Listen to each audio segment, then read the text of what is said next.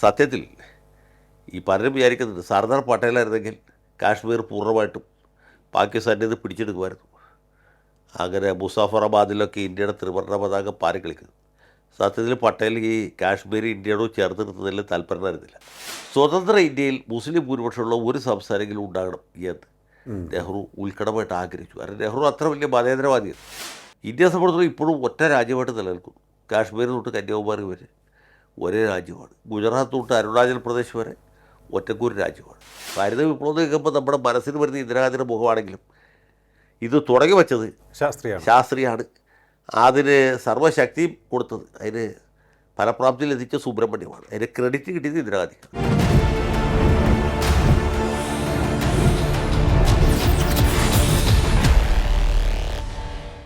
നമസ്കാരം. Talking point വിത്ത് advocate ജയശങ്കറിലേക്ക് സ്വാഗതം. India മറ്റൊരു സ്വാതന്ത്ര്യദിനം കൂടി ആഘോഷിക്കുകയാണ്. കടന്നു വന്ന പാതകൾ ഒട്ടും എളുപ്പമായിരുന്നില്ല. ശക്തമായ വെല്ലുവിളികളെ അതിജീവിച്ച് രാജ്യം മുന്നോട്ട് പോകുന്നു.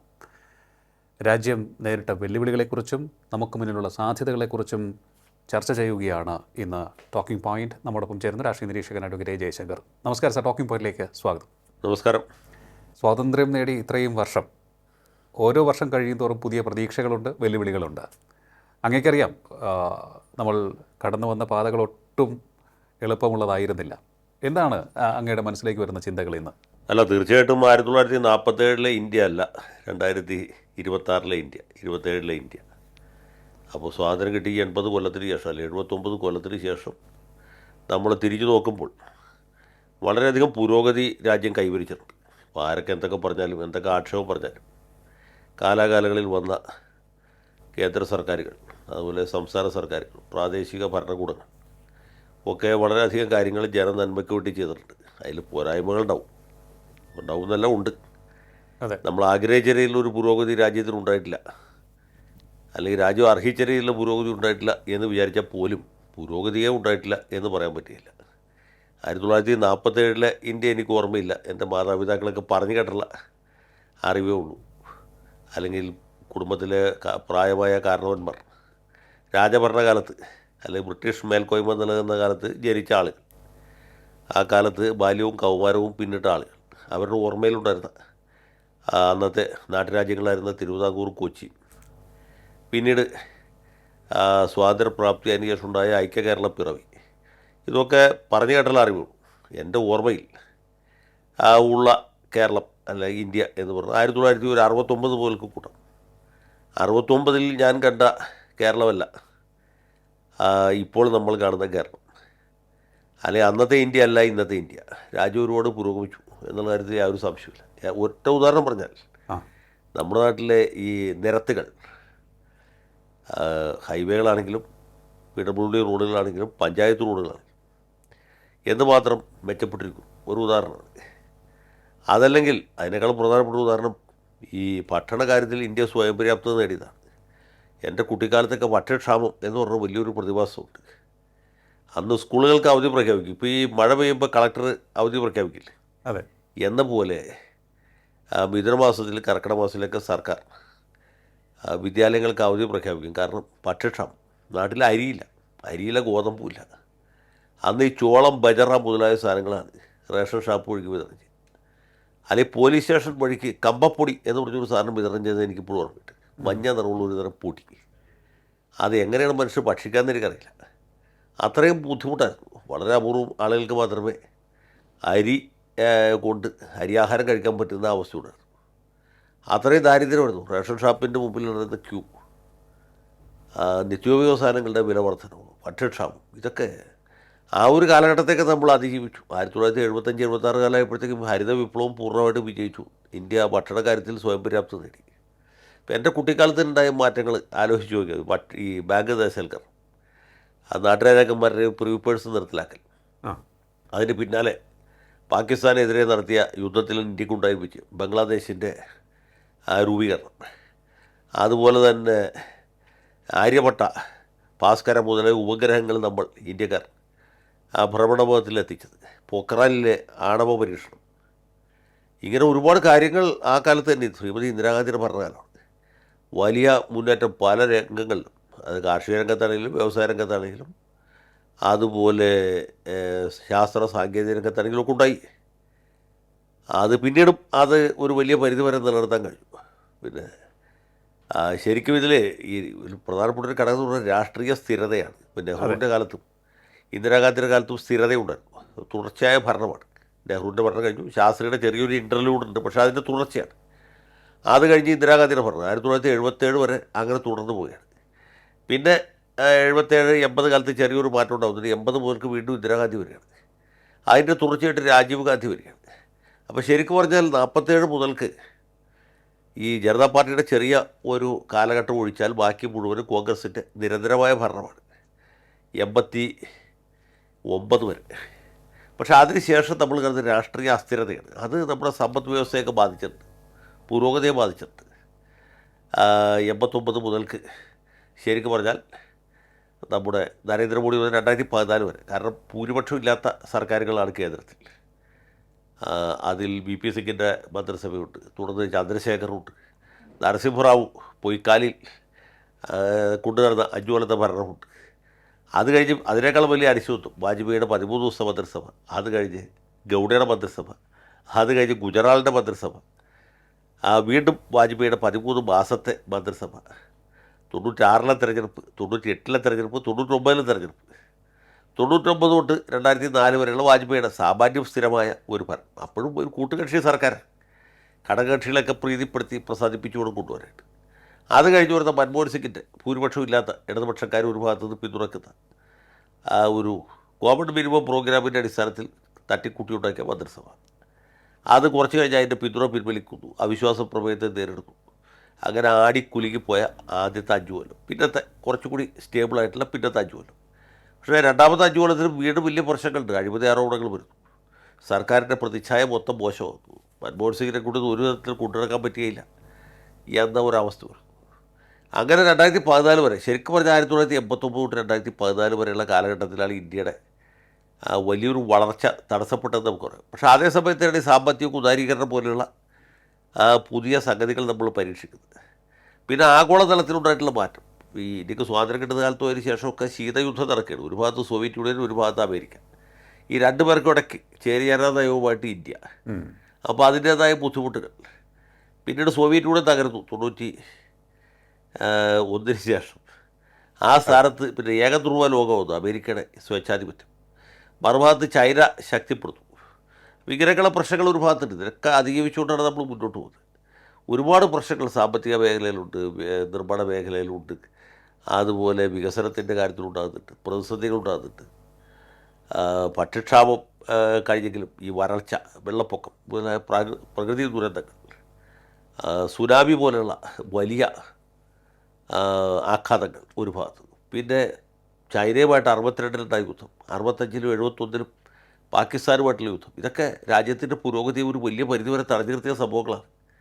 കാരണം മറ്റ് നിർമ്മാണ പ്രവർത്തനങ്ങൾക്ക് ചെലവഴിക്കേണ്ടിരുന്ന വലിയൊരു സംഖ്യ, അതുപോലെ ആൾബലവും ഈ സൈനിക ആവശ്യത്തിന് വേണ്ടി ചെലവഴിക്കണം. ഇതൊക്കെ നമ്മുടെ പുരോഗതിയെ, വളർച്ചയെ, വികസനത്തെ തടസ്സപ്പെടുത്തിയിട്ടുണ്ട്. ഇപ്പോൾ സമീപകാലത്താണ് ഇതൊക്കെ നമ്മൾ സാമാന്യം മുക്തമായത്.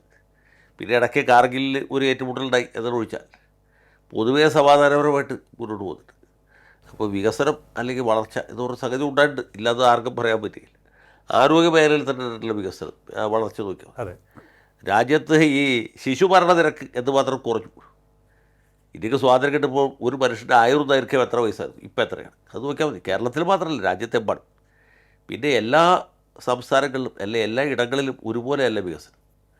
ഇപ്പോൾ മധ്യപ്രദേശിൽ ശിവരാജ് സിംഗ് ചൗഹാൻ ഇരിക്കുന്ന കാലത്ത് പുള്ളിയുടെ 3 പ്രധാനപ്പെട്ടത് ബിബാസയാണ്. ബിജിലി, പാനി, സടക്ക്. സടക്ക് എന്ന് വെച്ചാൽ പാത, റോഡ്. പാനി എന്ന് വെച്ചാൽ കുടിവെള്ളം. അതുപോലെ ബിജിലി എന്ന് പറഞ്ഞാൽ വൈദ്യുതി, ഇലക്ട്രിസിറ്റി. നമ്മൾ ഈ കാര്യങ്ങളൊക്കെ തിരുവിതാംകൂർ മഹാരാജാവിൻ്റെ കാലത്ത് തന്നെ കൈവരിച്ച ആളുകളാണ്, ഇല്ലേ? അതെ. അത് ഇപ്പോഴാണ് ശിവരാജ് സിംഗ് ചൗഹാൻ എത്തിപ്പിടിക്കാൻ ശ്രമിക്കുന്നത്. ഇപ്പം അതേമല്ല, അദ്ദേഹത്തിൻ്റെ ഭരണകാലത്ത് അദ്ദേഹത്തിൻ്റെ നേട്ടങ്ങളായിരുന്നു. അതുപോലെ ഛത്തീസ്ഗഡ് എന്ന് പറഞ്ഞൊരു സംസ്ഥാനമുണ്ട്, ആദിവാസികൾക്ക് പ്രാമുഖ്യമുള്ള. അവിടെ ഏറ്റവും അധികം ആദരിക്കപ്പെട്ട ഒരു രാഷ്ട്രീയ നേതാവ് ഡോക്ടർ രമൺ സിംഗാണ്. രമൺ സിംഗിൻ്റെ ഭരണനേട്ടം എന്തായിരുന്നു? റേഷൻ കാർഡുമായിട്ട് ചെല്ലുന്ന ആളുകൾക്ക് അരി കിട്ടും എന്നതാണ്. റേഷൻ കടയിൽ നിന്ന് അരി കിട്ടുന്നതാണ് ഛത്തീസ്ഗഡിൽ വികസനം, പുരോഗതി. കാരണം അവിടെ അരി കിട്ടുമായിരുന്നില്ല. ആദിവാസികളുടെ റേഷൻ കാർഡ് മറ്റാളുകൾ വാങ്ങിച്ച് ദുരുപയോഗിച്ച്. അതുകൊണ്ട് ഇദ്ദേഹം ചാവൽ ബാബ എന്ന പേരിലാണ് അറിയപ്പെടുന്നത്. ചാവൽ എന്ന് വെച്ചാൽ അരി എന്നാണ്. അപ്പോൾ ഛത്തീസ്ഗഡിലെ പുരോഗതിയല്ല മധ്യപ്രദേശിലെ പുരോഗതി, മധ്യപ്രദേശിലെ പുരോഗതി അല്ല യു പിയിലെ പുരോഗതി. യു പിയിൽ മായാവതി മുഖ്യമന്ത്രിയാവുന്നവരെ പട്ടിക സമുദായക്കാർക്ക് ഒരു പരാതിയുമായിട്ട് പോലീസ് സ്റ്റേഷനിൽ ചെല്ലാൻ പറ്റുമായിരുന്നില്ല. പരാതി ആദ്യം തന്നെ വഴിച്ച് കീറിക്കളയും, പിന്നെ പരാതിക്കാരൻ്റെ കരണക്കുറ്റിക്ക് രണ്ടടി കൊടുത്ത് പോടാവിടുന്നെന്ന് പറയും. ഇതായിരുന്നു നടപടി. അപ്പോൾ അതിനൊക്കെ മാറ്റം വരുന്നത് കുറേശ്ശെയാണ്. ബീഹാറിൽ ബൂത്ത് പിടുത്തം ആയിരുന്നു തെരഞ്ഞെടുപ്പിൻ്റെ രീതി. അല്ലെങ്കിൽ ജമീന്ദാർമാർ പറയും ഇന്ന പാർട്ടിക്ക് വോട്ടിടണം, അവർ പറഞ്ഞനുസരിച്ച് വോട്ട് ചെയ്തില്ലെങ്കിൽ ആ വോട്ടറെ പിന്നെ തിരിച്ച് പോളിംഗ് ബൂത്തിൽ നിന്ന് തിരിച്ചു വരികയില്ല. ഇങ്ങനെയൊക്കെയുള്ള കാര്യങ്ങളുണ്ടായിരുന്നു. ജംഗിൾ രാജ് എന്ന് പറയുന്നത് ഒട്ടും അതിശയോക്തിയല്ല ലാലു പ്രസാദ് യാദവിൻ്റെ റബഡി ദേവിയുടെ ഒക്കെ സമയത്തുണ്ടായിരുന്നു. അപ്പോൾ അതിൽ നിന്നൊക്കെ മാറ്റം ഉണ്ടായിട്ടുണ്ട്. പക്ഷേ നമ്മൾ ആഗ്രഹിച്ച രീതിയിൽ പുരോഗതി ഉണ്ടായിട്ടില്ല എന്നുള്ളത് സത്യമാണ്. സാർ, ഈ തുടക്കകാലത്ത് നമ്മുടെ വിദേശ നയവുമായി ബന്ധപ്പെട്ടുള്ള കുറേ കാര്യങ്ങൾ ഉണ്ടായിരുന്നല്ലോ. അങ്ങ് പറഞ്ഞ പോലെ തന്നെ നമുക്ക് ചൈനയുമായി യുദ്ധം ചെയ്യേണ്ടി വന്നു, അതിനുശേഷം പാകിസ്ഥാനുമായി യുദ്ധങ്ങൾ ചെയ്യേണ്ടി വന്നു. ഈ ചൈനയുമായുള്ള ബന്ധം ഡീൽ ചെയ്യുന്നതിൽ നമ്മുടെ നെഹ്റു സർക്കാരിന് വീഴ്ച സംഭവിച്ചു എന്ന് അങ്ങ് കരുതുന്നുണ്ടോ? കാരണം അദ്ദേഹം ചൈനയെ വിശ്വസിച്ചു, സഹോദരനെ പോലെ സ്നേഹിച്ചു, അല്ലേ? സഹോദര രാഷ്ട്രത്തെ പോലെ സ്നേഹിക്കുകയും ചെയ്തു. പക്ഷേ ചൈന നമ്മളെ ചതിക്കുകയായിരുന്നു. അത് സംബന്ധിച്ചുള്ള മുന്നറിയിപ്പ് കിട്ടിയിട്ട് പോലും ശരിയായ രീതിയിൽ നടപടിയെടുത്തില്ല. ടിബറ്റിൻ്റെ ഭാഗങ്ങൾ ചൈനയ്ക്ക് വിട്ടുകൊടുത്തത് അതും ഒരു വലിയ ഒരു വീഴ്ചയായി പോയി എന്നൊക്കെ പലരും പറയുന്നുണ്ട്. തുടക്കകാലത്ത് നമ്മുടെ വിദേശ നയം അത് പരിചയക്കുറവ് കൊണ്ടായിരുന്നു, അതുപോലെ തന്നെ വിശ്വാസത്തിൽ സംഭവിച്ച വിഷയം ഇങ്ങനെയൊക്കെ ഉണ്ടായിരുന്നു എന്ന് തോന്നുന്നു. അല്ല, നെഹ്റുവിനെ സംബന്ധിച്ചിടത്തോളം ഒരു കാര്യം നമ്മൾ ശ്രദ്ധിക്കേണ്ടത്, നെഹ്റു പ്രധാനമന്ത്രിയായ അന്ന് മുതൽക്ക് അദ്ദേഹം മരിക്കുന്ന തീയതി വരെ ഈ വിദേശകാര്യ വകുപ്പ് പുള്ളി വേറൊരാളെ കൈകാര്യം ചെയ്യാൻ അനുവദിച്ചിരുന്നില്ല. കാരണം വിദേശകാര്യ വകുപ്പിൻ്റെ പ്രാധാന്യത്തെക്കുറിച്ച് നെഹ്റു കുറച്ചധികം, ആവശ്യത്തിലധികം എന്ന് തന്നെ പറയാം, ബോധവാനായിരുന്നു. അപ്പോൾ അദ്ദേഹം എല്ലായ്പ്പോഴും വിദേശകാര്യ വകുപ്പ് സ്വയമായിട്ട് കൈകാര്യം ചെയ്യണം. ധനകാര്യ വകുപ്പ് വേറെ ആളെ ഏൽപ്പിക്കും, ആഭ്യന്തര വകുപ്പ് വേറെ ആളെ ഏൽപ്പിക്കും, അല്ലെങ്കിൽ രാജ്യരക്ഷാ വകുപ്പ് വേറെ ആളെ ഏൽപ്പിക്കും. പക്ഷേ വിദേശകാര്യ വകുപ്പ് നെഹ്റു സ്വന്തമായിട്ടാണ് കൈകാര്യം ചെയ്യുന്നത്. നെഹ്റുവിന് വിദേശ നയത്തെക്കുറിച്ച് കൃത്യമായൊരു ധാരണയുണ്ടായിരുന്നു. അത് ചേരിചേരായ്മയിൽ അധിഷ്ഠിതമായ സമാധാനപരമായ സഹവർത്തിത്വത്തിൽ അധിഷ്ഠിതമായ ഒന്നായിരുന്നു. ഇത് ചൈനയുമായിട്ടാണ് നമ്മൾ ആദ്യം പരീക്ഷിക്കുന്നത്. അതിൻ്റെ ഭാഗമായിട്ടാണ് ടിബറ്റിനും മീലെ ഇന്ത്യക്ക് ഉണ്ടായിരുന്ന അവകാശം. അത് അത്ര വലിയ അവകാശമൊന്നുമല്ല എങ്കിൽ പോലും നമ്മളത് പൂർണ്ണമായിട്ട് ചൈനയ്ക്ക് വിട്ടുകൊടുത്തു. അതുകൊണ്ട് എന്ത് പറ്റും വെച്ചാൽ ചൈനക്കാർക്ക് ടിബറ്റ് ആക്രമിച്ച് കീഴടക്കാനും ഈ ദലൈ ലാമയെ അവിടെ നിന്ന് അടിച്ചു പുറത്താക്കാനും സാധിച്ചു. നമ്മുടെ മഹാമനസ്കത കൊണ്ട് നമുക്ക് തന്നെ വിനയായിട്ട് മാറി. എന്ന് മാത്രമല്ല, ഈ ഇന്ത്യക്കും ചൈനയ്ക്ക് വടക്ക് ഉള്ള മക്മഹോൺ ലൈൻ എന്ന് പറയുന്ന സ്ഥലമുണ്ട്, അതാണ് അതിർത്തി. അത് ബ്രിട്ടീഷുകാർ വരച്ചുണ്ടാക്കിയതാണ്. അത് ഞങ്ങൾ അംഗീകരിക്കുകയില്ല എന്ന് ചൈനക്കാർ പറയും. നമ്മുടെ കൈവശം ഉണ്ടായിരുന്ന ഭൂമിയിലേക്ക് അവർ അതിക്രമിച്ച് കയറിച്ചു. അത് വലിയ വഞ്ചനയായിരുന്നു. ചൈനയുടെ വഞ്ചന ഭയങ്കരമാണ്.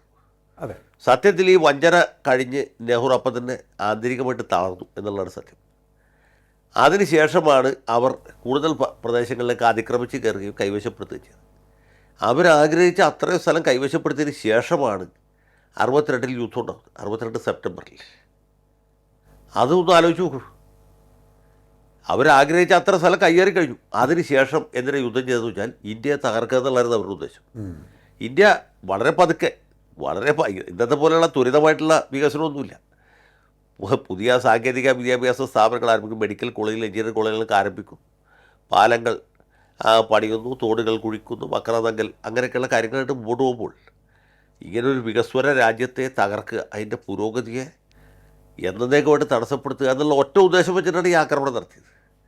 അപ്പോൾ ഇന്ത്യക്കാർ തീരെ അപ്രതീക്ഷിതമായ സമയത്താണ് യുദ്ധത്തിൽ നേരിടുന്നത്. അപ്പോൾ വലിയ പരാജയം ഉണ്ടാവും. അപ്പോൾ ഇത് നെഹ്റുവിനെ സംബന്ധിച്ചുള്ള വ്യക്തിപരമായൊരു പരാജയമാണ്. അദ്ദേഹത്തിൻ്റെ വിദേശ നയത്തിന് കിട്ടിയ വലിയ പ്രഹരമാണ്. അവസാനം നമ്മൾ നിവൃത്തിയില്ലാതെ അമേരിക്കയുടെ മുമ്പിൽ ഭിക്ഷാപാത്രമായിട്ട് പോകേണ്ടി വരും.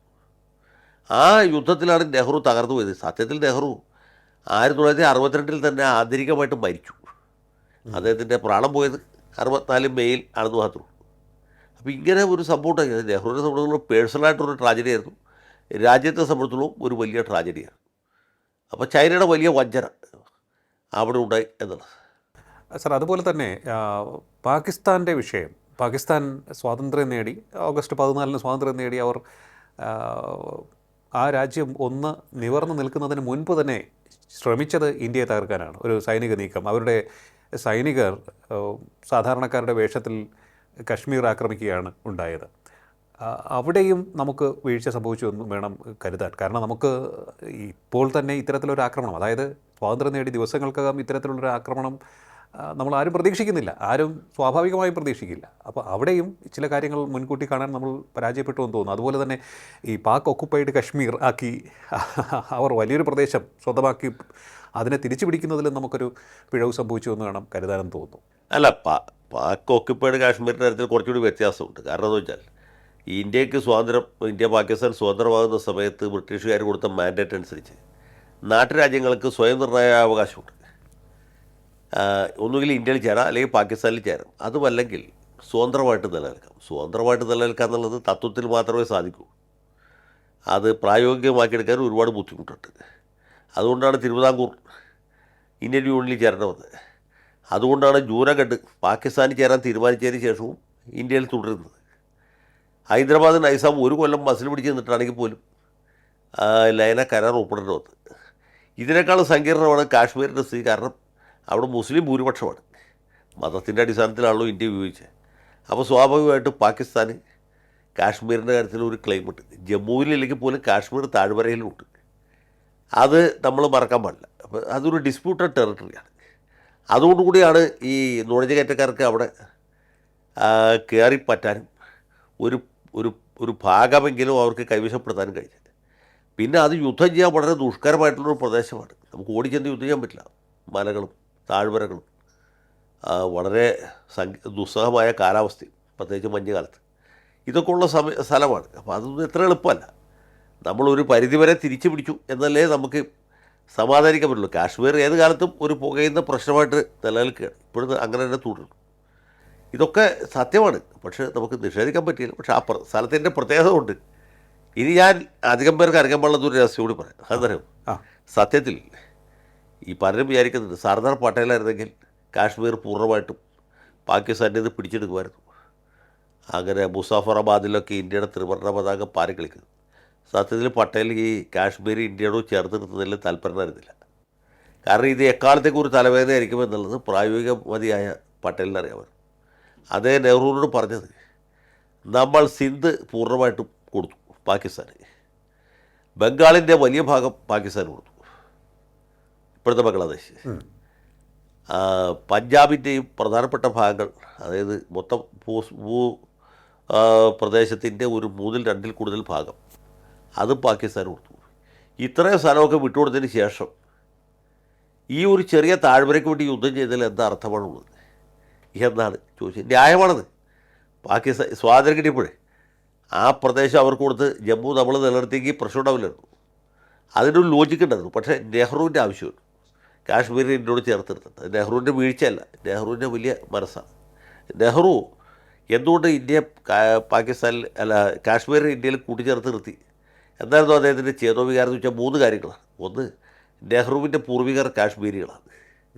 അപ്പോൾ അദ്ദേഹം കാശ്മീർ പാകിസ്ഥാനിലേക്ക് വിട്ടുകൊടുത്ത് ഇദ്ദേഹം ഇന്ത്യ രാജ്യത്ത് ഒരു അഭയാർത്ഥിയുടെ അവസ്ഥയിലെത്തും. അത് വൈകാരികമായിട്ടുള്ള പ്രശ്നമാണ്. ഇപ്പം നെഹ്റു കാശ്മീരുകാരനാണെങ്കിലും അല്ല മലയാളിയാണെങ്കിലും ഇന്ത്യക്കാരെ അദ്ദേഹത്തെ സ്വീകരിച്ച് കഴിച്ചു.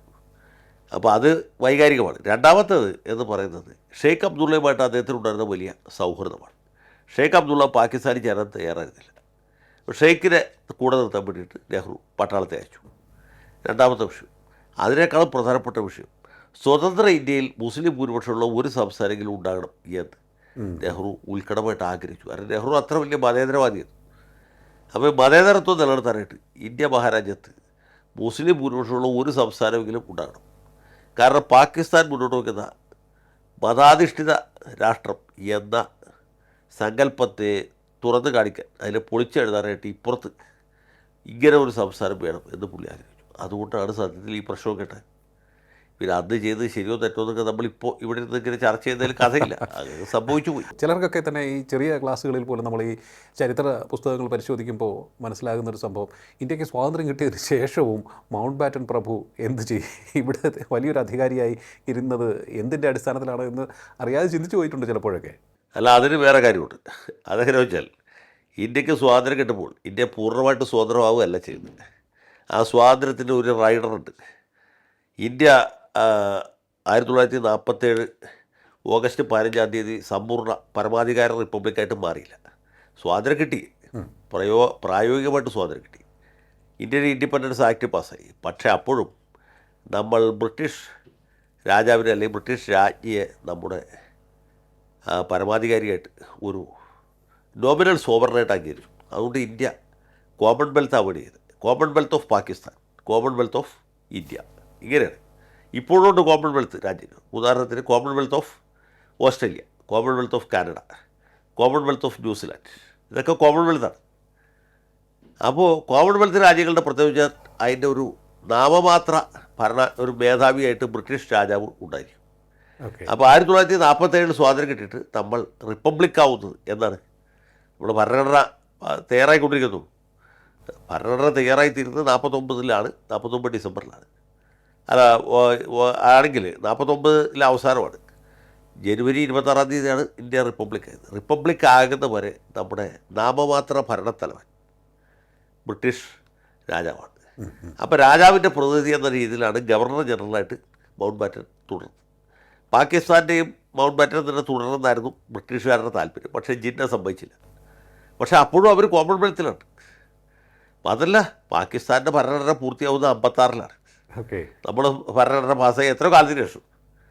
അപ്പോൾ പാകിസ്ഥാനും ഇന്ത്യ തമ്മിൽ ഏറ്റവും വലിയ വ്യത്യാസമില്ലേ. പാകിസ്ഥാൻകാർ ആലോചിച്ച് ചർച്ച ചെയ്തുണ്ടാക്കി ഈ ഭരണഘടന 56-ൽ വന്ന് 2 കൊല്ലമേ നിലനിന്നുള്ളൂ. 58-ൽ ഭരണഘടന തകർന്നു പോയി.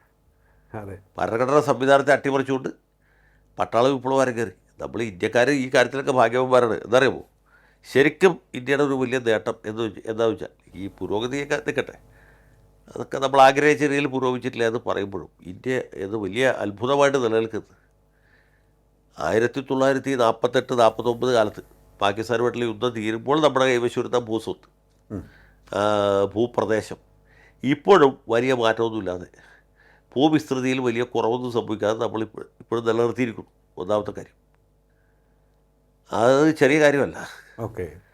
അന്ന് തൊട്ട് ഇന്ന് വരെ പിന്നെ കുറച്ച് കൂടിയിട്ടുണ്ടെങ്കിലുള്ളൂ. നമ്മൾ സിക്കിമിനെ ഇന്ത്യയിൽ ലയിപ്പിച്ചു. സിക്കിം ഇന്ത്യയുടെ ഭാഗമായിരുന്നില്ല അന്ന്. അത് പിന്നെ ഇന്ദിരാഗാന്ധി കൂട്ടിച്ചേർത്താണ്. അപ്പോൾ അങ്ങനെ നോക്കുമ്പോൾ ഭൂവിസ്തൃതി അല്പം വർദ്ധിച്ചിട്ടുള്ളൂ, ഒട്ടും കുറഞ്ഞിട്ടില്ല. ഒന്നാമത്തെ കാര്യം. അതിനേക്കാൾ ഉപരിയായിട്ട് അത് ഞാൻ പറഞ്ഞ ഇന്ത്യയിൽ നിന്ന് ഈ സംസ്ഥാനങ്ങൾ വിട്ടുപോയിട്ടില്ല. ഇപ്പോൾ മതം എന്ന് പറഞ്ഞാൽ വലിയൊരു ഘടകം ഉണ്ടായിരുന്നിട്ട് പോലും പാകിസ്ഥാന് ഒരു ഒറ്റ രാജ്യമായിട്ട് 25 കൊല്ലം നിലനിൽക്കാൻ പറ്റിയില്ല. 71-72 ആകുമ്പോഴത്തേക്കും ബംഗ്ലാദേശ് വേർപെട്ടു. ഇന്ത്യയെ സംബന്ധിച്ചിടത്തോളം ഇപ്പോഴും ഒറ്റ രാജ്യമായിട്ട് നിലനിൽക്കുന്നു. കാശ്മീർ തൊട്ട് കന്യാകുമാരി വരെ ഒരേ രാജ്യമാണ്. ഗുജറാത്ത് തൊട്ട് അരുണാചൽ പ്രദേശ് വരെ ഒറ്റക്കൂര് രാജ്യമാണ്. എന്തുകൊണ്ട് സംസ്ഥാനങ്ങൾ വേർപെട്ട് പോയില്ല? അത് നമ്മുടെ ഭരണഘടനയുടെയും അതുപോലെ ഭരണ സംവിധാനത്തിൻ്റെയും വലിയൊരു നേട്ടമാണ്. കറക്റ്റ്. അപ്പോൾ അതാണ് ഇതിലെ ഏറ്റവും പ്രധാനപ്പെട്ട കാര്യം എന്നായിരിക്കും. അത് ഒന്നാമത്തെ. രണ്ടാമത്തത്, ഈ 80 കൊല്ലത്തിന് ശേഷം ഇന്ത്യ ഒരു ജനാധിപത്യ രാജ്യമായിട്ട് നിലനിൽക്കുന്നു. അതും ഒട്ടും എളുപ്പമല്ല. ഇന്ത്യ പോലെ ഇത്ര ദരിദ്രമായ രാജ്യം, ജനങ്ങൾക്ക് അവരുടെ അവകാശങ്ങളെപ്പറ്റി യാതൊരു ധാരണയില്ലാത്ത, അവരുടെ ചുമതലകളെപ്പറ്റി കേട്ടുകേൾവിയില്ലാത്തൊരു രാജ്യം. ഈ ഉദ്യോഗസ്ഥന്മാരെ അഴിമതിക്കാരാണ്, രാഷ്ട്രീയക്കാരെ അഴിമതിക്കാരാണ്, ഇതൊക്കെ ഇതെല്ലാം കഴിഞ്ഞിട്ടും 80 കൊല്ലത്തിന് ശേഷവും ഇന്ത്യ ഒരു ജനാധിപത്യ രാജ്യമായിട്ട് നിലനിൽക്കുന്നതാണ് ഏറ്റവും വലിയ അത്ഭുതം. അങ്ങേക്ക് കൃത്യമായ ഓർമ്മയുണ്ടാകും എമർജൻസി. ആ എമർജൻസി ഇന്ത്യയുടെ ജനാധിപത്യത്തിലെ കറുത്ത ഏട് എന്ന് ഏവരും ഇപ്പോഴും പറയുന്നുണ്ട്. അതിനെക്കുറിച്ച് എന്താണ് അങ്ങേക്ക് പറയാനുള്ളത്? അല്ല, അത് വളരെ ശരിയാണ്. ഒരിക്കലും ചെയ്യാൻ പാടില്ലാത്തൊരു കാര്യമായിരുന്നു ആഭ്യന്തര അടിയന്തരാവസ്ഥ. ഈ അടിയന്തരാവസ്ഥ 2 വിധത്തിലുണ്ട്. ഒന്ന് എക്സ്റ്റേണൽ എമർജൻസി, മറ്റേ ഇൻറ്റേർണൽ എമർജൻസി. എക്സ്റ്റേണൽ എമർജൻസി എങ്ങനെ വെച്ചാൽ ഇപ്പോൾ പാകിസ്ഥാൻ ഇന്ത്യ തമ്മിൽ യുദ്ധമുണ്ടാവും, ചൈനയായിട്ട് യുദ്ധമുണ്ടാവും. അപ്പോൾ രാഷ്ട്രപതി ഒരു വിളംബരം വഴിക്ക് അടിയന്തരാവസ്ഥ പ്രഖ്യാപിക്കും. അതുകൊണ്ട് പിന്നെ ജനങ്ങൾക്ക് പഴയ പോലെ അഭിപ്രായ സ്വാതന്ത്ര്യമൊന്നും ഉണ്ടാവില്ല. മൗലികാവകാശങ്ങൾ 1, 2 അല്ലെങ്കിൽ പൂർണ്ണമായിട്ടും ഒക്കെ സർക്കാരിന് സസ്പെൻഡ് ചെയ്യാം. പോലീസിന് സംശയമുള്ളവരെ അറസ്റ്റ് ചെയ്യാം. അതൊക്കെ സ്വാഭാവികമായിട്ടുള്ള കാര്യങ്ങളാണ്, യുദ്ധകാലത്തെ എല്ലാ രാജ്യങ്ങളിലും ഉണ്ട്. അപ്പോൾ അതല്ല വിഷയം. പിന്നെ ആഭ്യന്തര അടിയന്തരാവസ്ഥ, അങ്ങനെ ഒരു സാധനം ഉണ്ടെന്ന് തന്നെ പലർക്കും അറിയില്ലായിരുന്നു. അത് എടുത്ത് പ്രയോഗിച്ചു എന്നുള്ളതാണ് ഈ 1975-ലുണ്ടായ വലിയൊരു അത്ഭുതം. അതിൻ്റെ ഭാഗമായിട്ട് പ്രതിപക്ഷ നേതാക്കളെ അറസ്റ്റ് ചെയ്തു, പത്രങ്ങൾക്ക് സെൻസർഷിപ്പ് ഏർപ്പെടുത്തി, അതുപോലെ മൊത്തം കാര്യങ്ങൾക്ക് നിയന്ത്രണം ഏർപ്പെടുത്തി. ജനങ്ങൾക്ക് കാര്യങ്ങൾ അറിയാൻ പറ്റാത്ത ഒരു സാഹചര്യം ഉണ്ടായി. ഒരു അടിയന്തരാവസ്ഥ പ്രഖ്യാപിക്കാനുണ്ടായ സാഹചര്യം എന്താണ്? രാജ്യത്ത് വലിയ കലാപം ഉണ്ടായതുകൊണ്ടല്ല. പ്രധാനമന്ത്രിയുടെ തെരഞ്ഞെടുപ്പ് കേസിൽ അവർക്ക് പരാജയം ഉണ്ടായി എന്നുള്ളൂ. അപ്പോൾ അവരപ്പം തന്നെ സ്റ്റെപ്പ് ഡൗൺ ചെയ്തിട്ട് വേറെ ആളെ, അവരുടെ തന്നെ ഏതെങ്കിലും ഒരു കാക്ക ബീച്ചെ പിടിച്ചിരുത്തിയാൽ മതിയായിരുന്നു. YB ചവാനെയോ ആ കാറ്റഗറിയിൽപ്പെട്ട ഏതെങ്കിലും ഒരാളെ പിടിച്ച് കുറച്ച് ദിവസത്തേക്ക് ഇരുത്തിയിട്ട് തെരഞ്ഞെടുപ്പ് കേസിൽ അനുകൂല വിധി കിട്ടുമ്പോൾ അവർക്ക് പ്രധാനമന്ത്രിയാവും. പക്ഷേ അവരത് തയ്യാറായില്ല.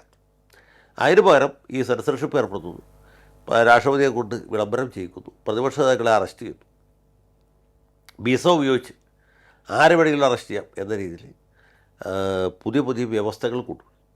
അപ്പോൾ അങ്ങനെ അതുമാത്രമല്ല, ഇത് അനന്തമായി നീണ്ടുപോകുന്നു. ഇന്ദിരാഗാന്ധിയുടെ തെരഞ്ഞെടുപ്പ് കേസ് ജയിച്ചതിന് ശേഷവും അവരുടെ അധികാരം പുനഃസ്ഥാപിക്കപ്പെട്ടതിന് ശേഷവും അടിയന്തരാവസ്ഥ പിൻവലിക്കുന്നില്ല.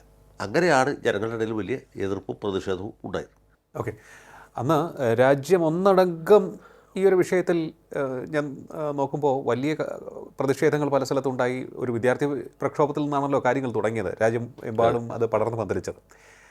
രാജ്യത്തെല്ലായിടത്തും അത്തരത്തിലുള്ള പ്രതിഷേധം ഉണ്ടാകുമ്പോഴും കേരളം പക്ഷേ മറിച്ചാണോ ചിന്തിച്ചത്? കാരണം അതിനുശേഷം വന്ന ഇലക്ഷൻ റിസൾട്ട് കൊണ്ടാണ് ഞാൻ അങ്ങനെ ചോദിക്കുന്നത്. ആ 77-ലെ തെരഞ്ഞെടുപ്പിൻ്റെ റിസൾട്ട് നോക്കിയാൽ നമ്മൾ കാണുന്ന ഒരു കാഴ്ച, വടക്കേ ഇന്ത്യ പൂർണ്ണമായിട്ടും കോൺഗ്രസിൽ നിന്ന് പോകും. യു-പിയിലെ എല്ലാ സീറ്റും തോൽക്കും, ബീഹാറിലെ എല്ലാ സീറ്റും തോൽക്കും, മധ്യപ്രദേശിൽ ഒരു സീറ്റ് ജയിക്കുന്നു, ബാക്കി എല്ലാ സീറ്റും തോൽക്കും, മഹാരാഷ്ട്രയിൽ ഭൂരിപക്ഷം സീറ്റുകൾ തോൽക്കും, രാജസ്ഥാൻ പൂർണ്ണമായിട്ടും ജനതാ പാർട്ടി ജയിക്കുന്നു, പശ്ചിമ ബംഗാൾ പൂർണ്ണമായിട്ടും ജനതാ CPM സഖ്യം വിജയിക്കും, ആസാമിൽ ഭൂരിപക്ഷം സീറ്റുകളും ജനതാ പാർട്ടി ജയിക്കും. അങ്ങനെ ഏതാണ്ട് പഞ്ചാബ് മുതൽക്ക് ആസാം വരെയുള്ള പ്രദേശത്ത് ജനതാ പാർട്ടിക്ക് വലിയ മുന്നേറ്റം ഉണ്ടാകും. അതേസമയത്ത് തെക്കേ ഇന്ത്യയിൽ അത് സംഭവിക്കുന്നില്ല. തമിഴ്നാട്ടിൽ DMK-യുമായിട്ട് സഖ്യം ചെയ്ത് മത്സരിച്ച് കോൺഗ്രസ് നേട്ടം ഉണ്ടാക്കും. ആന്ധ്രയിൽ അന്ന് 42 സീറ്റ് 41 സീറ്റാണ്. ഒരു സീറ്റ് ഒഴിച്ച് ബാക്കി എല്ലാ സീറ്റിലും കോൺഗ്രസ് ജയിക്കും. ഒരു സീറ്റ് ജയിച്ചത് നമ്മുടെ പിന്നീട് സ്പീക്കറോട് കഴിഞ്ഞ് രാഷ്ട്രപതിയുമായി തീർന്ന നീലം സഞ്ജീവ് റെഡ്ഡിയാണ്. പിന്നെ കർണാടകത്തിൽ 2 സീറ്റ് ജയിക്കുന്നു, ബാക്കി എല്ലാ സീറ്റും കോൺഗ്രസിന് തന്നെ കിട്ടും. കേരളത്തിൽ 20 സീറ്റും ജയിക്കുന്നു, നിയമസഭയിലേക്ക് വലിയ മുന്നേറ്റം ഉണ്ടാകും. അപ്പോൾ ഇത് കാണിക്കുന്നതെന്ന് വെച്ചാൽ തെക്കേ ഇന്ത്യയിലേക്ക് ഈ രീതിയിലുള്ള ഭരണവിരുദ്ധ വികാരം എത്തിയിരുന്നില്ല എന്നുള്ള ഒന്നാമത്തെ കാര്യം. രണ്ടാമത്തേത്, ഈ പ്രബുദ്ധരായ മലയാളികളുടെ കാര്യം പറഞ്ഞില്ല, അതിൽ മനസ്സിലാക്കേണ്ട ഒരു കാര്യമുണ്ട്. കൃത്യമായിട്ട് പറഞ്ഞാൽ 1969 നവംബർ 1-ാം തീയതി അച്യുതമേനോൻ മുഖ്യമന്ത്രിയായിട്ട് സ്ഥാനമേറ്റത് മുതൽ 75 ജൂൺ 25-ാം തീയതി അടിയന്തരാവസ്ഥ പ്രഖ്യാപിക്കുന്നത് വരെ ഈ നാട്ടിൽ നിരന്തരമായ അക്രമമായിരുന്നു.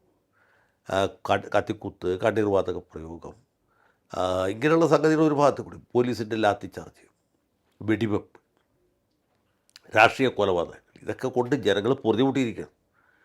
അടിയന്തരാവസ്ഥ പ്രഖ്യാപിച്ചപ്പോൾ ഇതൊക്കെ സ്വിച്ചിട്ട പോലെ തീർത്തു. അപ്പോൾ ജനങ്ങൾ ഇതിൻ്റെ പോസിറ്റീവായിട്ടുള്ള വശമാണ് കിട്ടുന്നത്. ജനങ്ങൾക്ക് സമാധാനമായിട്ട് വീട്ടിൽ കിടന്നു തുടങ്ങാം. അപ്പോൾ അവർ സ്വാഭാവികമായിട്ടും ആ സർക്കാരിന് വീണ്ടും കൂട്ടി. ഇവിടെ നടന്ന അതിക്രമങ്ങളൊന്നും ജനങ്ങൾ അറിഞ്ഞിരുന്നില്ല. ഇപ്പോൾ രാജനെ ഉരുട്ടിക്കൊന്നോ അല്ലെങ്കിൽ ഗരുഡം പറപ്പിച്ചോ ഒന്നും ചർച്ചാ വിഷയമായില്ല. എന്തായാലും തുടക്കത്തിൽ സാറ് പറഞ്ഞതുപോലെ സാമ്പത്തിക രംഗത്ത് നമുക്ക് വലിയ വെല്ലുവിളി ഉണ്ടായിരുന്നു, പ്രതിരോധ രംഗത്തും വലിയ വെല്ലുവിളി ഉണ്ടായിരുന്നു, സാങ്കേതിക രംഗത്തും നമ്മൾ വലിയ വെല്ലുവിളി നേരിട്ടു. അതിനെയൊക്കെ തന്നെ മെല്ലെ മെല്ലെ അതിജീവിച്ച് നമ്മൾ ശക്തമായ മുന്നേറ്റം നടത്തിക്കൊണ്ടിരിക്കുകയാണ്. ഈ മേഖല നോക്കുകയാണെന്നുണ്ടെങ്കിൽ ഒന്ന് ഇപ്പോൾ അതായത് സ്പേസുമായി ബന്ധപ്പെട്ട് ഉള്ള കാര്യം നോക്കുകയാണെന്നുണ്ടെങ്കിൽ നമ്മളൊരു വലിയ ശക്തിയായി തന്നെ മാറിക്കഴിഞ്ഞിരിക്കുകയാണ്. അതുപോലെ സാമ്പത്തിക രംഗത്ത് നമ്മളിപ്പോൾ കുതിച്ചുചാട്ടം നടത്തിക്കൊണ്ടിരിക്കുകയാണ്. അങ്ങനെ പ്രതിരോധ രംഗത്തേക്ക് കൂടി നമ്മൾ നോക്കുകയാണ് എന്നുണ്ടെങ്കിൽ അവിടെയും നമുക്കിപ്പോൾ വലിയ നേട്ടം സ്വന്തമാക്കാൻ സാധിച്ചിട്ടും ഉണ്ട്. ഈ മേഖലകളിലെ നേട്ടത്തെ എങ്ങനെയാണ് അങ്ങ് കാണുന്നത്? ഈ ഏറ്റവും ഒടുവിലത്തെ 25 വർഷം എടുക്കുകയാണ് എന്നുണ്ടെങ്കിൽ ആ ഒരു യാത്ര ശക്തമായിരുന്നില്ലേ? അത് ഒറ്റനോട്ടത്തിൽ ശരിയാണ്. ഉദാഹരണത്തിന് ഈ സൈനിക ശക്തിയായിട്ട് ഇന്ത്യ വളർന്നു. ഇന്ത്യ ലോകത്തെ 3ാമത്തെ ഏറ്റവും വലിയ സൈനിക ശക്തിയാണെന്ന് പറഞ്ഞു. അതായത് അമേരിക്കയും ചൈനയും കഴിഞ്ഞു. ഇതിലൊക്കെ തർക്കങ്ങളുണ്ടാകും. ഒരുപക്ഷെ സോവിയറ്റ് യൂണിയൻ്റെ ഇതിനേക്കാൾ കൂടുതൽ, സോവിയറ്റ് യൂണിയനിൽ ഇപ്പോഴത്തെ റഷ്യയുടെ കയ്യിൽ ഇതിനേക്കാൾ കൂടുതൽ ആണവായുധങ്ങൾ ഉണ്ടാകാം, അല്ലെങ്കിൽ ഡെഡ്ലി വെപ്പൺസ് കൂടുതലായിട്ടുണ്ടായേക്കാം. അതൊക്കെ നമ്മൾ ഏകദേശം പറയുന്നത്. ലോകത്തിലെ 3ാമത്തെ ഏറ്റവും വലിയ കരസേന ഇന്ത്യയുടെയാണ്, അതിനാണ് സംശയമില്ല. അതെ, നാവികസേനയും വ്യോമസേനയും ഒന്നും മോശമല്ല, പുതിയ പുതിയ ആയുധങ്ങളൊക്കെ വാങ്ങിക്കുന്നുണ്ട്, സുസജ്ജമായിട്ടുള്ളൊരു സൈന്യമുണ്ട്. അതുകൊണ്ടുകൂടിയാണ് പാകിസ്ഥാനോ ചൈനയോ ഒന്നും ഇവിടെ കയറി വലിയ അക്രമത്തിന് നോക്കാത്തത്. അപ്പോൾ ഇതൊരു ഘടകം തന്നെയാണ്. സാമ്പത്തിക രംഗത്ത് വലിയ പുരോഗതി ഉണ്ട്. പ്രധാനമന്ത്രി പറയുന്നത് അനുസരിച്ചാണെങ്കിൽ നമ്മൾ ലോകത്തിലെ 5ാമത്തെ ഏറ്റവും വലിയ സാമ്പത്തിക ശക്തിയാണ്. പക്ഷേ അമേരിക്കയോടോ ചൈനയോടൊന്നും നമുക്ക് താരതമ്യം ചെയ്യാവുന്നൊരു അവസ്ഥയിലേ എത്തിയിട്ടില്ല. അതെ അതെ, ചൈന കഴിഞ്ഞ 50 കൊല്ലത്തിനകത്ത് ഉണ്ടായിട്ടുള്ള നേട്ടം എന്ന് പറയുന്നത് അത്ഭുതകരമാണ്. ലോകത്ത് ഒരു രാജ്യത്തിനും കൈവരിക്കാൻ പറ്റാത്ത രീതിയിൽ പുരോഗതി അവിടെ കൈവരിച്ചു. പക്ഷേ അവിടെ ഏകാധിപത്യമാണ്, പാർട്ടി ഭരണമാണ്, പാർട്ടിക്കാർക്ക് ഒരു നിയമവും പാർട്ടിക്കാരല്ലാത്തവർക്ക് വേറെ നിയമമാണ്. പിന്നെ തൊഴിലാളികൾക്ക് കൂലി വളരെ കുറവാണ്. ചൈനയുടെ ഏറ്റവും വലിയ നേട്ടമല്ലേ, ചൈന ലേബർ വളരെ ചീപ്പാണ്. ചൈനയിൽ ഉണ്ടാക്കുന്ന സാധനം ജപ്പാനിൽ ഉണ്ടാക്കുകയാണെങ്കിൽ അതിൻ്റെ കോസ്റ്റ് ഓഫ് പ്രൊഡക്ഷൻ അഥവാ ഉൽപ്പാദന ചെലവ് വളരെ കൂടുതലായിരിക്കും. കാരണം ജപ്പാനിലെ തൊഴിലാളിക്ക് കൂടുതൽ കൂലി കൊടുക്കണം. അതുകൊണ്ട് അതാണ് പ്രശ്നം. അപ്പോൾ അതുകൊണ്ട് ചൈനയുമായിട്ട് നമുക്ക് താരതമ്യം ചെയ്യാനോ മത്സരിക്കാനോ പറ്റില്ല. നമ്മളതൊക്കെ അത്യാഗ്രഹമാണ്. പക്ഷേ ഇതൊക്കെ ആണെങ്കിൽ സാമ്പത്തിക രംഗത്ത് പുരോഗതി കൈവരിച്ചിട്ടുണ്ട്. എന്ത് പറയുമ്പോൾ കഴിഞ്ഞ 25 കൊല്ലത്തെ പുരോഗതി എന്ന് പറയുമ്പോൾ അതിനകത്ത് ഒരു ബുദ്ധിമുട്ടുണ്ട്. കാരണം എന്താ പറയുക, അതിന് മുമ്പത്തെ ഈ 35 കൊല്ലത്തിൻ്റെ മീതെയാണല്ലോ പിന്നത്തെ 25 കൊല്ലം വരുന്നത്. അതെ, സ്വാതന്ത്ര്യം കിട്ടിയത് മുതൽക്ക് നമ്മൾ വളരെ മന്ദഗതിയിൽ ആമ എഴയുന്ന വേഗത്തിലാണെങ്കിലും ഒന്നാം പഞ്ചവത്സര പദ്ധതി, രണ്ടാം പഞ്ചവത്സര പദ്ധതി, മൂന്നാം പദ്ധതി, അതിനിടയ്ക്ക് യുദ്ധം ഒക്കെ വരുന്നു. അങ്ങനെ ഭക്ഷ്യക്ഷാമം ഉണ്ടാകുന്നു, വരൾച്ച ഉണ്ടാകുന്നു, വെള്ളപ്പൊക്കം ഉണ്ടാകുന്നു, സുനാമി ഉണ്ടാകുന്നു. ഇങ്ങനെയുള്ള പ്രതിസന്ധികളൊക്കെ അതിജീവിച്ച് വളരെ പതുക്കെ, അപ്പോൾ ആദ്യത്തെ ചുവടുകളൊക്കെ വളരെ പതുക്കെയാണ്, വഴുതുന്ന തറയിൽ കൂടിയാണ്. പിന്നെ ഞാൻ പറഞ്ഞില്ല 1975-76 കാലത്താണ് ഹരിത വിപ്ലവം വിജയിച്ചത്. ഹരിത വിപ്ലവം വിജയിച്ചതിന് ശേഷം പിന്നെ കുറച്ചുകൂടി വേഗത്തിൽ മുന്നേറാൻ പറ്റുന്നുണ്ട്. ഓക്കെ, കാരണം ഏറ്റവും പ്രധാനപ്പെട്ട കാര്യം ആഹാരം കഴിക്കലാണല്ലോ. കറക്റ്റ്. 3 നേരം കഴിച്ചില്ല 2 നേരം കഴിക്കട്ടെ. അതെ, അപ്പോൾ 2 നേരം ആഹാരം കഴിക്കാൻ പറ്റുന്ന ഒരു സാഹചര്യം ഉണ്ടായതിന് ശേഷമുള്ള പുരോഗതി വ്യത്യസ്തമാണ്. അപ്പോഴാണ് നമ്മൾ പൊക്രാനിൽ ആണവ പരീക്ഷ നടത്തുന്നു, ആര്യഭട്ട ഭാസ്കരയൊക്കെ വിക്ഷേപിക്കും. ഇതെല്ലാം കൂട്ടിച്ചേർത്ത് കൂടെ വായിക്കാനായിട്ട്. അതെ, അതെ, അതെ. അപ്പോൾ ആദ്യകാലത്ത് നെഹ്റുവിൻ്റെ ഒരു മിക്സഡ് എക്കോണമിയുടെ പ്രിൻസിപ്പിളാണ് നമ്മൾ ഫോളോ ചെയ്യുന്നത്. അതിൽ അഴിമതിക്ക് വലിയ സാധ്യതകളുണ്ട്. ഈ അഴിമതിക്കാരായ വലിയ വ്യവസായ ഗ്രൂപ്പുകളുണ്ട്. ടാറ്റ, ബിർള, അല്ലെങ്കിൽ ബജാജ്, ഇങ്ങനെയൊക്കെയുള്ള ആളുകൾ. ലൈസൻസ് കോട്ട രാജ് എന്നാണ് പറഞ്ഞത്. അവരുടെ ഒരു മേൽക്കോയ്മയാണ്. പക്ഷെ അത് കഴിഞ്ഞ് നമ്മൾ 80കളിലേക്കൊക്കെ വരുമ്പോൾ ഈ വ്യവസായത്തിൻ്റെ രീതികൾ മാറും.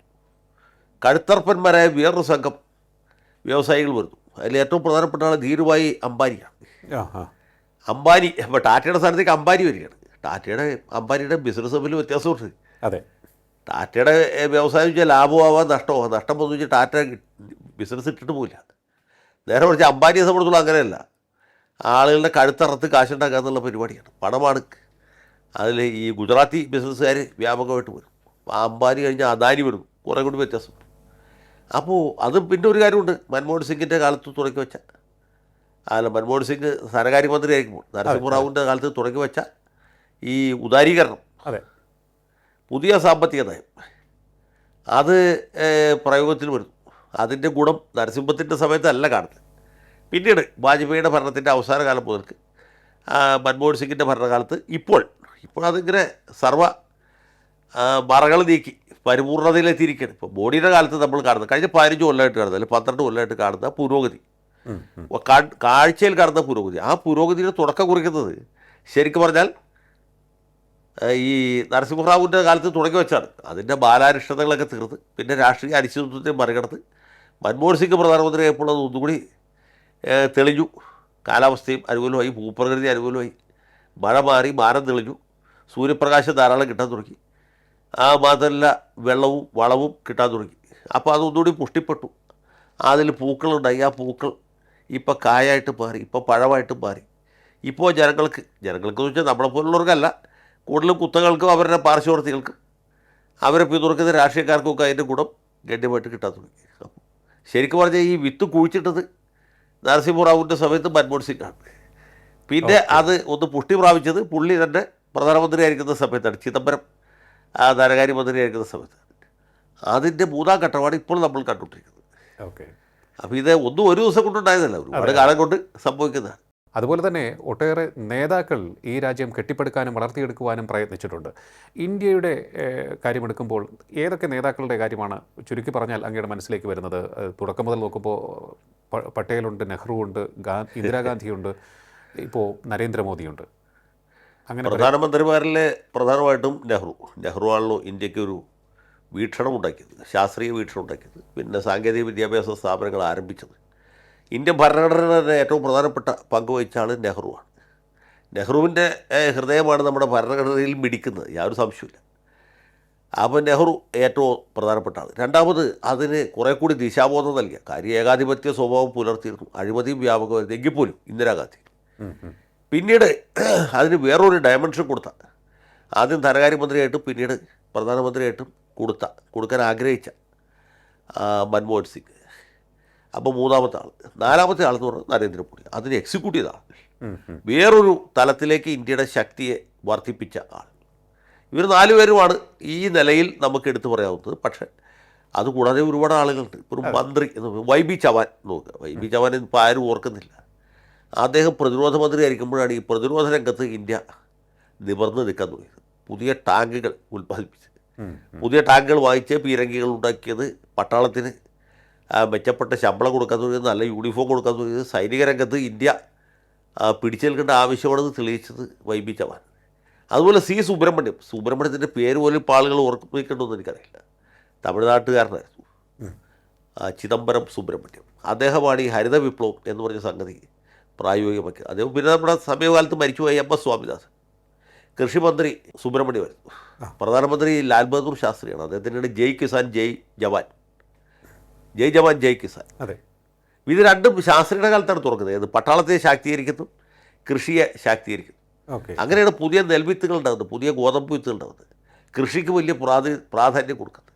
അവിടെ നിന്നാണ് ഈ ഹരിത വിപ്ലവം ആരംഭിക്കുന്നത്. പിന്നെ അത് ഫലപ്രാപ്തിയിലെത്തിച്ച് ഇന്ദിരാഗാന്ധിയാണ്. അപ്പോൾ ഹരിത വിപ്ലവം എന്ന് കേൾക്കുമ്പോൾ നമ്മുടെ മനസ്സിന് വരുന്ന ഇന്ദിരാഗാന്ധിയുടെ മുഖമാണെങ്കിലും ഇത് തുടങ്ങി വെച്ചത് ശാസ്ത്രിയാണ്.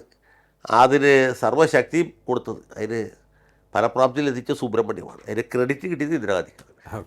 ഇങ്ങനെ ഒരു അറിയപ്പെടാത്ത ഒരുപാട് പേരുണ്ട്. ഇപ്പോൾ ഞാൻ പറയുമ്പോൾ തന്നെ വേറെ പല ആളുകളുടെ പേര് വിട്ടുപോയിട്ടോ. ഞാൻ 2 ഉദാഹരണം പറഞ്ഞു. ഒന്ന് വൈ ബി ചവാൻ, മറ്റത് സുബ്രഹ്മണ്യം. നമ്മുടെ ഏറ്റവും സുഹൃത്ത് രാജ്യം എന്ന് നമുക്ക് വിശേഷിപ്പിക്കാൻ സാധിക്കുന്നത് റഷ്യ. അതിനപ്പുറത്തേക്ക് ആരെങ്കിലുമൊക്കെ പേര് അങ്ങയുടെ മനസ്സിലേക്ക് വരുന്നുണ്ടോ? അല്ല, ഇന്ത്യയെ പല ഘട്ടങ്ങളിലും സഹായിച്ച പല രാജ്യങ്ങളും ഉണ്ട്. പ്രധാനമായിട്ടും പഴയ സോവിയറ്റ് യൂണിയൻ, ഇപ്പോൾ റഷ്യ എന്ന് നമ്മൾ വിളിക്കുന്നത്, സോവിയറ്റ് യൂണിയനുമായിട്ടുള്ള സൈനിക സഹകരണ കരാർ, അതാണ് ഒരു വലിയ പരിധി വരെ ഈ പാകിസ്ഥാൻ്റെയും ചൈനയുടെയൊക്കെ അതിക്രമങ്ങളിൽ നിന്ന് നമ്മുടെ രാജ്യത്തെ രക്ഷിച്ചത്. പിന്നെ സോവിയറ്റ് യൂണിയൻ ദുർബലമായപ്പോഴാണ് നമ്മുടെ വിദേശരംഗമൊക്കെ കുറച്ച് നമുക്ക് തന്നെ പിടികിട്ടാത്ത നിലയിലേക്ക് പോയത്. പിന്നെ നമ്മൾ എവിടെ നിലയുറപ്പിക്കണം എന്ന കാര്യത്തിലൊക്കെ പല സംശയങ്ങളുണ്ടായി. പ്രത്യേകിച്ച് രാജീവ് ഗാന്ധി പ്രധാനമന്ത്രിക്ക് ആ സമയത്തൊക്കെയാണ് സോവിയറ്റ് യൂണിയൻ തന്നെ ദുർബലമായത്. അപ്പോൾ അമേരിക്കയാണോ സോവിയറ്റ് യൂണിയനാണോ, ഏതാണ് ഗുണം ഏതാണ് ദോഷം എന്നൊക്കെ ആലോചിച്ച് പല അബദ്ധങ്ങളും നമ്മൾ ചെയ്ത് ചാടി. ശ്രീലങ്കയിലേക്ക് പീസ് കീപ്പിംഗ് ഫോഴ്സിനയച്ച പോലത്തെ ഭയങ്കര അബദ്ധങ്ങളൊക്കെ പറ്റി. രാജീവ് ഗാന്ധിക്ക് പല പല അബദ്ധങ്ങൾ അദ്ദേഹത്തിൻ്റെ അറിവില്ലായ്മ കൊണ്ട് സംഭവിച്ചാണ്, മനഃപൂർവ്വം അല്ലെങ്കിൽ പോലും. അങ്ങനെയൊക്കെ ചില പ്രശ്നങ്ങളുണ്ട്. ഇന്ദിരാഗാന്ധിക്കാണെങ്കിലോ അല്ലെങ്കിൽ വാജ്പേയിക്കാണെങ്കിലോ മോഡിക്കാണെങ്കിലോ പറ്റാത്ത തെറ്റുകൾ ഈ രാജീവ് ഗാന്ധിക്ക് അദ്ദേഹത്തിൻ്റെ ചെറുപ്പം കൊണ്ടും പരിചയക്കുറവുകൊണ്ടും സംഭവിച്ചിട്ടുണ്ട്. പക്ഷേ വിദേശരംഗത്ത് ഏത് കാലത്തും സോവിയറ്റ് യൂണിയനായിരുന്നു നമ്മളെ സഹായിച്ചിരുന്നത്. സോവിയറ്റ് യൂണിയൻ ഇല്ലാണ്ടായതിനു ശേഷം ഇപ്പോഴത്തെ റഷ്യയുമായിട്ടുള്ള ബന്ധം. റഷ്യ ഒരു ഭാഗത്തുള്ളത് കൊണ്ടാണ് അമേരിക്കക്കാർ നമ്മുടെ നെഞ്ചത്ത് കയറാത്തത്. അല്ലാതെ കളി മാറിയത്. അല്ലെങ്കിൽ അമേരിക്ക പോലെ അല്ല, ഇപ്പോൾ പാകിസ്ഥാൻ പോലെ ഈ അമേരിക്കക്കാർക്ക് കപ്പം കൊടുത്ത് ജീവിക്കേണ്ട ഒരു രാജ്യമായിട്ട് ഇന്ത്യ മാറിയത്. കറക്റ്റ്.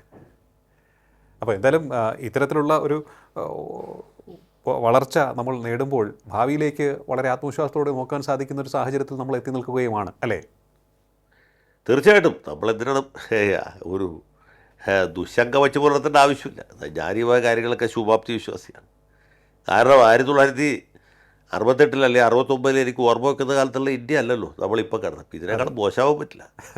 കാര്യങ്ങൾ മുമ്പോട്ട് തന്നെ പോവും, നല്ല രീതിയിൽ മുമ്പോട്ട് പോകും എന്നാണ് ഞാൻ വിചാരിക്കുന്നത്. അതിൻ്റെ അർത്ഥം രാജ്യത്തെ അട്ടിമറിക്കാൻ താല്പര്യപ്പെടുന്ന ശക്തികൾ, പാർട്ടികളും കൂറകളും മൂട്ടയും അടക്കം പലരും ഉണ്ട്. നമ്മൾ അതിൻ്റെ ഒന്നും പുറകിലുള്ള രാഷ്ട്രീയം മറന്നുകൊണ്ടല്ല സംസാരിക്കുന്നത്. എങ്കിൽ പോലും അതിനെയൊക്കെ അതിജീവിക്കാനുള്ള കഴിവും കരുത്തും ഇന്ന് ഇന്ത്യ കൈവരിച്ചു കഴിഞ്ഞു. ഇടശ്ശേരിയുടെ ഒരു ഈരടിയും കൂടി പറഞ്ഞുകൊണ്ട് ഞാൻ അവസാനിപ്പിക്കാം. പിന്തള്ളപ്പെടുകിൽ എൻ്റെ നാട് സംക്രാന്തി നാളുകളിൽ, അതിന് കഴിവുണ്ടല്ലോ ശിവോദിയെ വരിക്കുവാൻ എന്നാണ്. തീർച്ചയായിട്ടും അതാണ്. കരുത്തോടെ നമുക്ക് മുന്നേറാം. നേരിട്ട വെല്ലുവിളികൾ ചില്ലറയല്ല, അതിജീവിച്ച കടമ്പകൾ നിരവധിയാണ്. ഇനി മുന്നിലുള്ള സാധ്യതകൾ വളരെ വിശാലവുമാണ്. കരുത്തോടെ ആത്മവിശ്വാസത്തോടെ നമുക്ക് മുന്നോട്ട് പോകാം. വളരെയധികം നന്ദി ശ്രീ. ഇത്ര സമയം ടോക്കിംഗ് പോയിന്റുമായി സംസാരിച്ചത്. നമസ്കാരം. ടോക്കിംഗ് പോയിന്റ് വിത്ത് അഡ്വക്കേറ്റ് ജയശങ്കറിൻ്റെ ഈ അധ്യായം ഇവിടെ പൂർണ്ണമാകുന്നു. അടുത്ത എപ്പിസോഡിൽ കാണാം. നമസ്കാരം.